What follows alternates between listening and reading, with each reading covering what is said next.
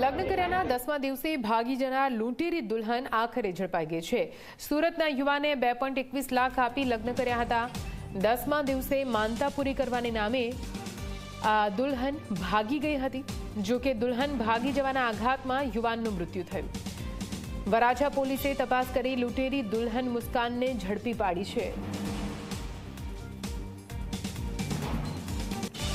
રૂપિયા 2.21 લાખ લઈ લગ્ન કર્યા બાદ લગ્નના 10 દિવસમાં જ જે લૂંટેરી દુલ્હન છે તે ભાગી ગઈ હતી। આ સમગ્ર પ્રકરણમાં જે યુવાન છે તે યુવાન આપઘાતમાં સરી પડ્યો હતો અને તેનો જીવ ગુમાવ્યો હતો। આ સમગ્ર બનાવને લઈને વરાછા પોલીસ મથકમાં ફરિયાદ નોંધાઈ હતી, પરંતુ જે તે સમયે આ લૂંટેરી દુલ્હન ભાગી છૂટી હતી। પોલીસ કેટલાય સમયથી આ લૂંટેરી દુલ્હનની તપાસ કરી રહી હતી। આ દરમિયાન વરાછા પોલીસે લૂંટેરી દુલ્હન ધરપકડ કરવામાં આવી છે।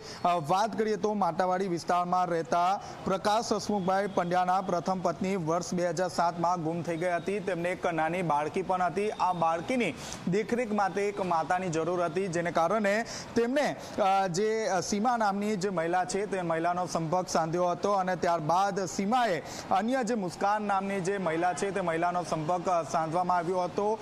મુસ્કાન અને પ્રકાશના બંનેના લગ્ન માટે રાજી પણ થઈ ગયા હતા, પરંતુ મુસ્કાન અને સીમાએ રૂપિયા 2.21 લાખ રૂપિયા માંગ્યા પણ હતા, જે પ્રકાશે આપી પણ દીધા હતા। પરંતુ લગ્નના 10 દિવસ બાદ મુસ્કાને પોતે બાધા મૂકવા જવાનું હોવાનું કહી ઘરેથી નીકળી હતી અને ત્યારબાદ ઘરે પરત ફરી ન હતી।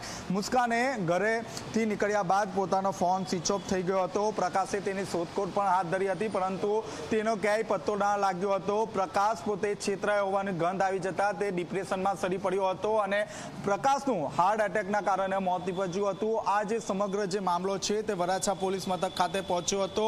વરાછા પોલીસે લૂંટેરી દુલ્હન મુસ્કાન વિરુદ્ધ ગુનો નોંધી તેની શોધખોળ પણ હાથ ધરી હતી। આ દરમિયાન પોલીસે જે મુસ્કાન છે તે મુસ્કાનને શોધી કાઢવામાં આવી છે અને હાલમાં જે મુસ્કાન અને તેની ગેંગમાં અન્ય કોણ કોણ સામેલ છે તે અંગે પણ પૂછપરછ હાથ ધરવામાં આવશે। કેમેરામેન વિજય બેસાણ સાથે ચેતન પટેલ, ઝી મીડિયા, સુરત।